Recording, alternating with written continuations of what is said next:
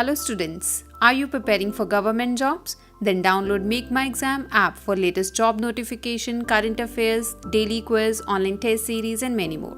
Available on Play Store and App Store. Hello students, welcome to Make My Exam official YouTube channel. आज हम discuss करने जा रहे हैं कुछ एरर स्पॉटिंग के क्वेश्चंस जो कि आपको आने वाले कॉम्पिटिटिव एग्ज़ाम्स में बहुत हेल्प करने वाले, चाहे वो कॉम्पिटिटिव एग्ज़ाम्स ऑफिशियल लेवल के हो या फिर क्लरिकल लेवल के। ठीक है, सो देखते हैं कि हमारा फर्स्ट क्वेश्चन हमें क्या बोलता है। देखिए, so the economical condition of our country is bad and unlikely to improve in near future. तो देखिए, इसमें जो एरर है वो बहुत ऑब्वियस एरर है। The error is in part A. Part A में क्या एरर है? देखिए, इसमें जो इकोनॉमिकल लिखा हुआ है इसकी यूजेज जो है ये यहाँ पे गलत है। क्यों? क्योंकि जो इकोनॉमिकल का क्या मतलब होता है, वो चीज़ जो भी सस्ती हो, जो भी फ़ायदेमंद हो। अगर मैंने बोला कि मैंने इकोनॉमिकल शॉपिंग की है, तो इकोनॉमिकल शॉपिंग करने का मतलब है कि शायद मैंने फ़ायदे में सस्ता या फिर फ़ायदे में शॉपिंग की है। ठीक है, बट हमें यहाँ पे क्या चाहिए? Economical condition of our country. हम अपने कंट्री की आर्थिक व्यवस्था की बात कर रहे हैं। आर्थिक व्यवस्था मतलब इकोनॉमी की बात कर रहे हैं, तो उसमें जो उसका एग्जेक्टिव बनता है वो इकोनॉमिकल नहीं होता, वो क्या होता है? इकोनॉमिक। ठीक है, तो यहाँ पे क्या आना चाहिए था? The economic condition of our country आना चाहिए था। सो होपफुली आपको ये फर्स्ट वाला क्लियर है। अब हम बढ़ते हैं अपने नेक्स्ट क्वेश्चन की ओर। तो देखिए, हमारा नेक्स्ट क्वेश्चन हमें क्या बोलता है? Such inequalities can be founded enshrined in the constitution of other countries also. ठीक है, तो वो क्या बोल रहा है? कहते हैं कि जो इस तरह की इनइक्वालिटीज़ है वो बाकी कंट्रीज़ के कॉन्स्टिट्यूशंस में भी देखने को मिलती है। ठीक है, तो वहाँ पे जो आप देखिए पार्ट बी में जो सेकंड क्वेश्चन का पार्ट बी है उसमें क्या लिखा हुआ है? Founded. So if you know, तो अगर हम जो मिलने की हम बोलते हैं कि बाकी कंट्रीज़ के कॉन्स्टिट्यूशंस में मिलती है। सो इफ़ यू नो, तो आप देखिए जो फाइंड की फॉर्म्स ऑफ वर्ब होती है वो क्या होती है? Find, then found and then again found. ठीक है, सो फाइंड के जो फॉर्म्स ऑफ वर्ब होती है वो फाइंड, फाउंड, फाउंड होती है, फाउंडेड नहीं होती है। तो वहाँ पे जो फाउंडेड लिखा हुआ है वो अपने आप में गलत है, उसकी जगह हम क्या यूज़ करेंगे? फाउंड। तो अगर आप सोच रहे होंगे कि फाउंडेड वर्ड एग्जिस्ट नहीं करता है या फिर आपको उसके यूजेज में कन्फ्यूजन है, तो मैं आपको एक बार बता देती हूँ कि जो फाउंडेड वर्ड है उसका मतलब क्या होता है? उसका मतलब होता है एस्टेब्लिश्ड। तो जब भी आपने किसी चीज़ के एस्टेब्लिशमेंट की बात करनी होती है वहाँ पे आप क्या यूज़ करेंगे? फाउंडेड। बट जब आपने मिलने की बात करनी है तब और उसकी पास्ट फॉर्म चाहिए आपको, तो आप वहाँ पे क्या यूज़ करोगे? फाउंड। होपफुली आपको ये सेकंड वाला एरर स्पॉटिंग भी क्लियर है। अब हम बढ़ते हैं अपने नेक्स्ट एरर स्पॉटिंग के क्वेश्चन की ओर। तो देखिए, अब थर्ड वाला आपको क्या बोल रहा है question? So come and sit down for a while, you are digging since lunch time. तो देखिए, जो इसमें एरर है, थर्ड में जो एरर है that is in part C. अब सी में क्या एरर है? क्या शायद आप में से कुछ बच्चों ने सोचा होगा जो एरर है वो पार्ट डी में है, पर डी में एरर नहीं है क्योंकि उसमें कईयों को सिंस और फॉर की कन्फ्यूजन हो जाती है। पहले मैं आपके लिए सिंस और फॉर की कन्फ्यूजन को क्लियर कर देती हूँ। जो सिंस है वो हमेशा आपको ध्यान रखना है कहाँ पे लगता है? जहाँ पे आपको किसी भी टाइम का स्टार्टिंग पॉइंट मिलता है। ठीक है, जब आपको किसी चीज़ का स्टार्टिंग पॉइंट मिलता है वहाँ पे आप क्या यूज़ करते हैं? सिंस। बट जब आपको वहाँ पे सिर्फ ड्यूरेशन ऑफ टाइम मिलता है तो वहाँ पे आप क्या यूज़ करते हैं? फॉर। तो जहाँ पे ड्यूरेशन या फिर पीरियड ऑफ टाइम वहाँ पे फॉर, जहाँ पे स्टार्टिंग पॉइंट वहाँ पे सिंस। काफ़ी सारे बच्चों को ये कन्फ्यूजन रहती है कि हम सिंस सिर्फ वहीं पे यूज़ करते हैं जहाँ पे हमें डेफिनेट टाइम दिया होता है, पर ये गलत बात है। अगर आपने ये सुना हो कि it has been raining since morning, तो क्या आप मुझे बता सकते हैं कि मॉर्निंग के एग्जैक्ट टाइम से कौन से टाइम से बारिश होनी स्टार्ट हुई? नहीं, यू कैन टेल, क्योंकि मॉर्निंग की itself a duration of time वो 4 बजे भी हो सकती है, 5 बजे, 6 बजे, in fact up to 12 o'clock, up to 12 noon जो है वो मॉर्निंग वाला टाइम रहता है, पर फिर भी वहाँ पे हम सिंस यूज़ करते हैं। तो आपको ये ध्यान रखना है, सिंस हम डेफिनेट टाइम के लिए ही नहीं पर जहाँ पे हमें स्टार्टिंग पॉइंट मिलता है वहाँ पे भी यूज़ करते हैं। तो यहाँ पे सिंस का यूजेज अपने आप में ठीक इसलिए है क्योंकि वहाँ पे लंच टाइम की बात हो रही है, तो हमें स्टार्टिंग तो पता लग रही है। अगर हमें स्टार्टिंग पता लग रही है तो वहाँ पे हम सिंस सेफली यूज़ कर सकते हैं। अब हम आते हैं हमारे एरर की ओर कि कौन सा एरर था हमारे पार्ट सी में। सो आपको देखना है पार्ट सी में लिखा हुआ है you are digging. So you are digging मतलब आर प्लस वर्ब की फर्स्ट फॉर्म प्लस आईएनजी लगाया हुआ है। तो ये वाला कौन सा रूल होता है, ये होता है प्रेजेंट परफेक्ट कॉन्टिन्यूस का रूल। पर जो इस सेंटेंस की डिमांड है, आपको हमेशा ध्यान रखना है जिस सेंटेंस में सिंस या फिर फॉर के साथ टाइम ड्यूरेशन दी होती है उसमें हम हमेशा कौन सा टेंस प्रेफर करते हैं, वहाँ पे हम प्रेफर करते हैं present perfect continuous tense. Sorry students, यहाँ पे मैंने बोल दिया कि जो आर प्लस वर्ब की फर्स्ट फॉर्म प्लस आईएनजी है वो प्रेजेंट परफेक्ट कॉन्टिन्यूस है। So this is a little mistake, ये प्रेजेंट परफेक्ट कॉन्टिन्यूस नहीं है, ये प्रेजेंट कॉन्टिन्यूस टेंस है। सॉरी अगेन, और जो हमें चाहिए होता है इस तरह की सिचुएशंस में जहाँ पे सिंस और फॉर लगा होता है वहाँ पे हमें चाहिए होता है प्रेजेंट परफेक्ट कॉन्टिन्यूस टेंस। तो परफेक्ट कॉन्टिन्यूस के प्रेजेंट परफेक्ट कॉन्टिन्यूस के रूल्स क्या बोलते हैं, हैज़ या फिर have plus been plus verb की फर्स्ट फॉर्म प्लस आईएनजी साथ में सब्जेक्ट और ऑब्जेक्ट। तो अब यहाँ पे देखते हैं हमारा सब्जेक्ट क्या है, यू। तो आपको पता होगा कि यू के साथ हम हमेशा प्लूरल वाले वर्ब्स यूज़ करते हैं। तो प्लूरल वर्ब कौन सा होता है, हैव। तो अब हमें यहाँ पे यू आर डिगिंग की जगह क्या लगाना चाहिए था, यू हैव बीन डिगिंग। ठीक है, तो एक बार मैं वापस से आपको एक्सप्लेन कर देती हूँ। उन्होंने बोला है कि आओ और थोड़ी देर के लिए बैठो। क्यों? क्योंकि तुम लंच टाइम से लेके अभी तक डिगिंग मतलब खुदाई कर रहे हो। तो जब भी आपका ऐसी सिचुएशन होती है कि पिछले टाइम से लेके कोई काम शुरू हुआ है और उस टाइम से लेके वो काम अभी तक चल रहा है, तो वो सिचुएशन कौन से में, वो सिचुएशन को हम कौन से टेंस से शो करते हैं, प्रेजेंट परफेक्ट कॉन्टिन्यूस टेंस के साथ। पर जो यहाँ पे लगा हुआ था आर प्लस वर्ब की फर्स्ट फॉर्म प्लस आईएनजी, सो वो क्या था, प्रेजेंट कॉन्टिन्यूस टेंस था। तो हमें उसको चेंज करना पड़ा, किस में चेंज करना पड़ा, प्रेजेंट परफेक्ट कॉन्टिन्यूस टेंस में। और परफेक्ट कॉन्टिन्यूस के क्या रूल होते हैं, जब हमारा यू क्या है, प्लूरल है, प्लूरल के साथ हमने हैव लगाया, साथ में बीन लगाया, साथ में वर्ब की फर्स्ट फॉर्म प्लस आईएनजी लगा दी। तो जहाँ पे हमने यू आर डिगिंग था लिखा, उसकी जगह गलती थी पार्ट सी में, वहाँ पे यू आर डिगिंग नहीं आ सकता था, वहाँ पे आना चाहिए था you have been digging. Hopefully अब आपको ये वाला जो सेंटेंस है वो बिल्कुल क्लियर हो गया है। अब हम बढ़ते हैं अपने नेक्स्ट क्वेश्चन की ओर। तो देखिए नेक्स्ट क्वेश्चन हमारा क्या बोल रहा है, नेक्स्ट क्वेश्चन बोल रहा है we do not know whom we should blame for all the lapses observed in the procedure। तो यहाँ पे क्या बोला जाता है कि we do not know, हमें नहीं पता, whom we should blame, हमें किसे ब्लेम करना चाहिए। तो आधे बच्चों को ये लग रहा होगा कि यहाँ पे whom की जगह हु आना चाहिए, पर आप ध्यान से देखिए वहाँ पे हमें क्या चाहिए, वहाँ पे हमें चाहिए ऑब्जेक्टिव केस। तो आपको पता होगा कि हु हमेशा सब्जेक्टिव केसेस के लिए लगता है, बट जो हुम है वो ऑब्जेक्टिव केस के लिए लगता है। क्यों? क्योंकि अगर मैं बोल रही हूँ कि वी शुड ब्लेम, तो हमें ब्लेम करना है किसको, तो हम जो ब्लेम करने वाले हैं वो हम हुए, तो हम सब्जेक्ट हुए, मतलब जो उसमें वी लिखा हुआ है दैट इज़ अ सब्जेक्ट, और जिसको हमने ब्लेम करना है वो क्या हुआ, ऑब्जेक्ट। और उस ऑब्जेक्ट की जगह हमने प्रोनाउन लगाया तो वहाँ पे हम क्या यूज़ करेंगे, हुम। तो ये अपने आप में बिल्कुल ठीक है, हुम वी शुड ब्लेम। अगर किसी के माइंड में ये आ रहा है कि हुम शुड वी ब्लेम आना चाहिए, तो हम वहाँ पे सब्जेक्ट के पहले हेल्पिंग वर्ब तब लगाते हैं जब हमने उसको इंटेरोगेटिव में चेंज करना हो। तो यहाँ पे हमारे पास पॉजिटिव सेंटेंस है तो हमें उसको भी चेंज करने की ज़रूरत नहीं है। ठीक है, तो हम चलते हैं अब तीसरे पार्ट में। For all the lapses observed, जितनी भी गलतियाँ ऑब्जर्व की गई हैं इन द प्रोसीजर में, सो सारे के सारे पार्ट्स आपस में मैच कर रहे हैं, किसी पार्ट में अपने आप में कोई ग्रामेटिकल मिस्टेक नहीं है। तो जो आपका फोर्थ का आंसर क्या आना चाहिए था, दैट शुड बी ई मतलब that is a no error sentence, उस सेंटेंस में कोई गलती नहीं है। होपफुली आपको ये समझ आ गया होगा और आपको ये भी समझ आ गया होगा कि उसमें गलती क्यों नहीं है। अब हम बढ़ते हैं अपने नेक्स्ट क्वेश्चन की ओर। तो देखिए हमारा नेक्स्ट क्वेश्चन हमें क्या बोल रहा है, क्वेश्चन बोल रहा है कि most of the industrialist have come forward to fund the rescue operations carrying in the cyclone hit areas। तो देखिए इसमें एरर किस में है, हमारे फिफ्थ सेंटेंस में एरर है पार्ट डी में।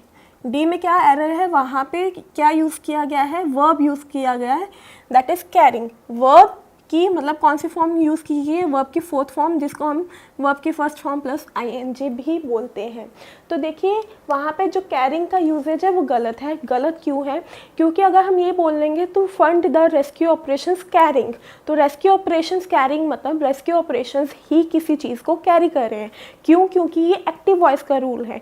बट यहाँ पे इस सेंटेंस की डिमांड क्या है कि हमें वहाँ पे क्या चाहिए, हमें चाहिए वहाँ पे पैसिव वॉइस। तो पैसिव वॉइस में आपको एक चीज़ ध्यान रखनी है, नॉट ओनली दिस सेंटेंस, आपको हर एक सेंटेंस पे एक चीज़ ध्यान रखनी है, जहाँ पे भी पैसिव वॉइस की बात आएगी वहाँ पे हमेशा क्या आनी चाहिए, वहाँ पे हमेशा वर्ब की थर्ड फॉर्म ही आनी चाहिए। बट यहाँ पे लगी कौन सी हुई है, वर्ब की फोर्थ फॉर्म, जिसको हम वर्ब की फर्स्ट फॉर्म प्लस आईएनजी भी बोलते हैं। तो ये अपने आप में गलत है। तो इसकी थर्ड फॉर्म बनाने के लिए हमें क्या लगाना पड़ेगा, वहाँ पे कैरेट। ठीक है, एक बार इसको मैं क्लियरली आपके लिए लिख देती हूँ। तो यहाँ पे आएगा carried in place of carrying, क्योंकि अगर हम बोलेंगे to fund the rescue operations carried in the cyclone hit areas, मतलब जौन से रेस्क्यू ऑपरेशंस को चलाया जा रहा है। यही डिफरेंस होता है एक्टिव वॉइस में और पैसिव वॉइस में। अगर मैं बोलूँ he is carried, he is carried मतलब उसको कैरी किया जा रहा है। अगर आप इसके साथ ऑब्जेक्ट लगाने की कोशिश करेंगे, एक बार ये सुनिए सेंटेंसेस को, ही इज़ कैरिंग समवन, वो किसी को कैरी कर रहा है। He is carried by someone, उसको कोई और कैरी कर रहा है। तो जब काम करने वाला सेंटेंस के स्टार्टिंग में आता है that is called as active voice. But जब काम हमारा सेंटेंस के स्टार्टिंग में आता है और जो करने वाला है वो बाद में ऑब्जेक्ट में आता है, so that is our passive voice. तो इस सेंटेंस की डिमांड भी क्या थी, पैसिव वॉइस की डिमांड थी। तो इसमें हमने वर्ब की फोर्थ फॉर्म को हटा के वर्ब की थर्ड फॉर्म लगा दी है, क्योंकि हमेशा पैसिव वॉइस में वर्ब की थर्ड फॉर्म ही होती है। होपफुली आपको ये वाला भी समझ आया। होपफुली स्टूडेंट्स आपको अभी तक जितने किए उतने भी समझ आ रहे हैं। बट अगर आपको नहीं समझ आता तो आप एक बार उसको रिवाइंड कीजिए, उस सेंटेंस को वापस से पढ़िए, होपफुली आपको वो समझ आ जाएगा।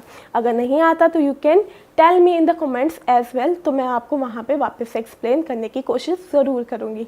अब नेक्स्ट देखिए हैं हमारा सिक्स सेंटेंस हमें क्या बोल रहा है। सिक्स सेंटेंस में है his supporters are not as enthusiastic and cooperative as that of his opponents। तो देखिए अगेन क्वेश्चन 6 में गलती क्या है, क्वेश्चन 6 में है गलती पार्ट डी में।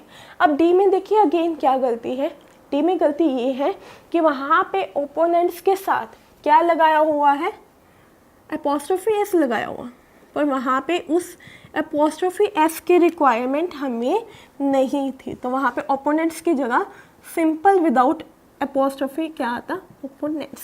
अब ऐसा क्यों हुआ, देखिए अगर मैं बोलूँ कि Pakistan problems are also as serious as that of India, ठीक है, तो वहाँ पे इंडिया की जगह इंडियाज़ आना चाहिए। क्यों, एक बार उसका हम हिंदी में मतलब दिखाते हैं। पाकिस्तान की प्रॉब्लम्स भी उतनी ही सीरियस हैं जितनी कि इंडिया की प्रॉब्लम्स होनी चाहिए। तो वहाँ पे हमने इंडियाज़ प्रॉब्लम्स तो नहीं लिखा, पर इंडिया की, हमें किसी चीज़ के पोजेशन की ज़रूरत थी, तो वहाँ पे हम इंडिया के साथ क्या लगाएंगे, एपोस्ट्रोफी एस लगाएंगे। बट अगर इस केस में देखें तो हम क्या बोल रहे हैं, उसके सपोर्टर्स उतने एंथुसियास्टिक और कोऑपरेटिव नहीं हैं जितने कि उसके ओपोनेंट्स हैं। क्या उसके ओपोनेंट्स की किसी चीज़ की पोजेशन की बात आई, नहीं। जब हमने इंडियाज़ लगाया था तो इंडिया के पोजेशन की बात आ रही थी, क्योंकि इंडिया की प्रॉब्लम्स की बात कर रहे हैं। पर अगर हम यहाँ पे देखें तो हमें किसी चीज़ के पोजेशन की रिक्वायरमेंट नहीं है, तो वहाँ पे हम क्या लगाएंगे, एपोस्ट्रोफी को हटा देंगे और नॉर्मल वाला ओपोनेंट्स मतलब उसको प्लूरल बनाने के लिए हम यूज़ करेंगे। ठीक है, अगर आपके माइंड में आ रहा है कि हम उसको सिंगुलर भी रख सकते हैं तो सिंगुलर नहीं रखेंगे, क्योंकि हमारा उसका कंपैरिजन किसके साथ हो रहा है, उसके सपोर्टर्स के साथ हो रहा है। तो सपोर्टर्स अगर प्लूरल हुए तो प्लूरल का कंपैरिजन हम प्लूरल के साथ ही करेंगे, तो हम वहाँ पे सिंपल जो एपोस्ट्रोफी का मार्क है उसको हटा देंगे। ठीक है, होपफुली आपको ये वाला समझ आया है। अब नेक्स्ट देखते हैं हम क्वेश्चन 7 क्या बोल रहे हैं। When two vowel sounds occurs, sorry यहाँ पे अकर्स लिखा हुआ है तो मैंने पहले से ही बोल दिया, पर एक बार ये देखते हैं। When two vowel sounds occurs in the direct succession the transition between them is often difficult to make. तो यहाँ पे जैसे मैंने ऑलरेडी बोलते बोलते ही बोल दिया, कहने का मतलब जो एरर था वो बहुत ज़्यादा ऑब्वियस एरर था। किस में था, पार्ट बी में। और पार्ट बी में क्या है, आपने सीखा होगा कि जहाँ पे भी प्रेजेंट इंडेफिनिट टेंस की बात आती है, जब आपका सब्जेक्ट जो है वो सिंगुलर होता है तो वर्ब के साथ एस और ई एस आता है। बट अगर आपका सब्जेक्ट जो है वो प्लूरल होता है तो हम वर्ब की फर्स्ट फॉर्म तो लगाते हैं पर उसके साथ एस और ई एस की रिक्वायरमेंट हमें नहीं होती। तो यहाँ पे भी यही हो रहा है। उन्होंने क्या लिखा है, यहाँ पे लिखा है 2 वाउल साउंड्स,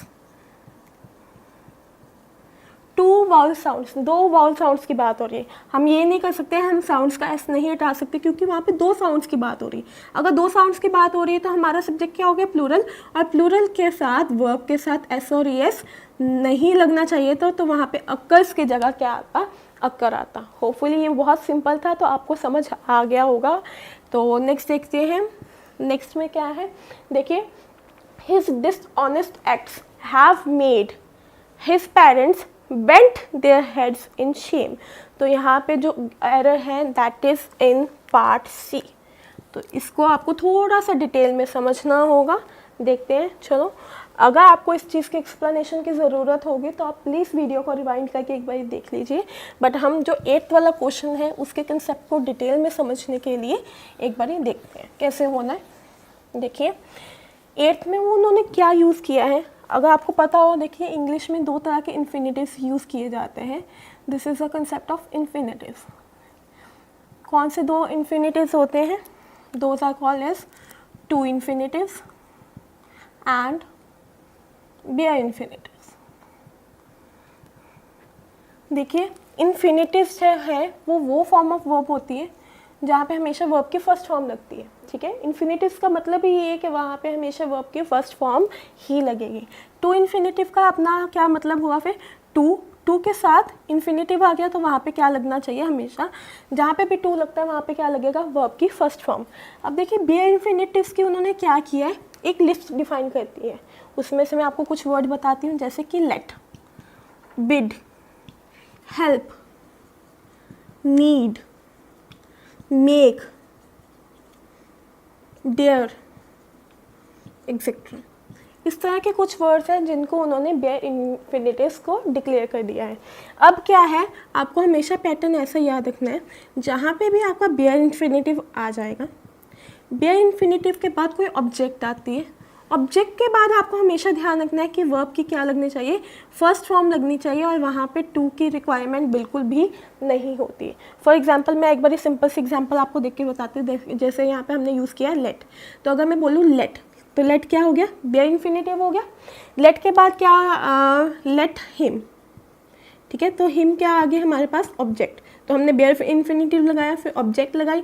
आपने ऐसा सुना लेट हिम टू गो, क्या ये कभी सुना है आपने, नहीं, होपफुली नहीं सुना होगा, हमेशा ये सुना होगा लेट हिम गो। ऐसा क्यों होता है, क्योंकि लेट बेयर इन्फिनेटिव है, उसके बाद एक ऑब्जेक्ट आ गई, ऑब्जेक्ट के बाद हमेशा वर्ब की फर्स्ट फॉर्म आनी चाहिए, पर वहाँ पे हमें टू की रिक्वायरमेंट बिल्कुल भी नहीं होती। ठीक है, इसी तरह हम ऐसे बोल, अगर आपने ये सुना हो dare not touch it, dare not touch it, तो अगेन यहाँ पे भी क्या आ रहा है, जो ये डेयर है, डेयर क्या है, बेयर इन्फिनेटिव, उसके बाद क्या आ रही है, वर्ब की फर्स्ट फॉर्म ही आ रही है। तो आपको हमेशा ध्यान रखना है जहाँ पे भी बेयर इन्फिनेटिव आता है, there should always be first form of verb.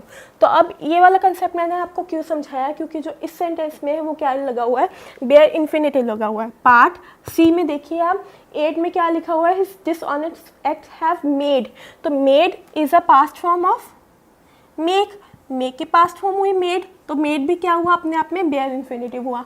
Made के बाद क्या लगी है, एक ऑब्जेक्ट लगी है, क्या, his parents.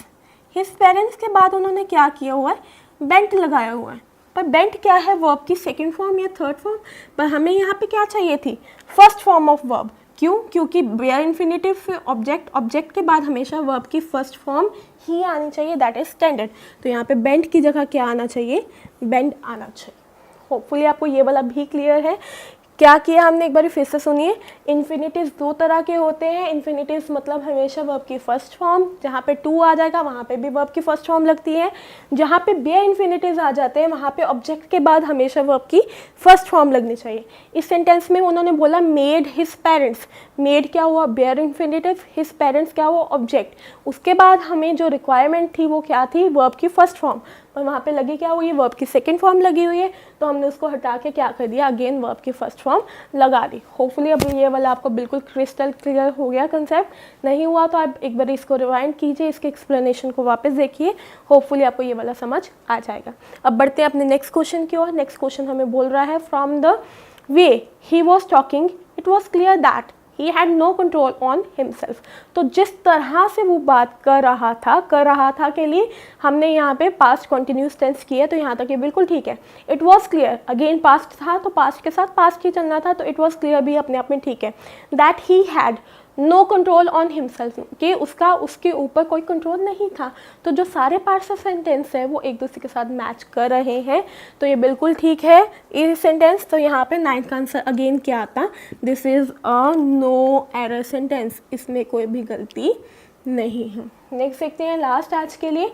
The company which has won the government contract also plans to invest with power sector. तो यहाँ पे बहुत ऑब्वियस सी मिस्टेक है, जो मिस्टेक किसमें है, पार्ट डी में।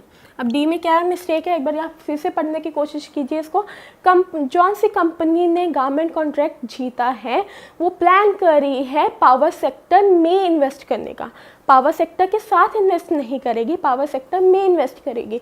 अगर में इन्वेस्ट करेगी तो वहाँ पे डी में विद की जगह क्या आना चाहिए, इन आना चाहिए, और जो वहाँ पे विद की यूसेज है वो अपने आप में बिल्कुल गलत है। तो होपफुली आपको ये वाले जो 10 सेंटेंसेस है एरर स्पॉटिंग के, ये इनके रूल्स आपको आगे भी हेल्प करेंगे, और जितने भी आने वाले एग्ज़ाम्स हैं उसमें आप एक बार इनको ज़रूर देख के जाइए और अपने आप बनाने की कोशिश करिए एक बारी, ठीक है। Till then all the best for all your exams and thank you very much. Want to get government jobs? Subscribe IBT official YouTube channel Make My Exam, and for instant notification please push the bell.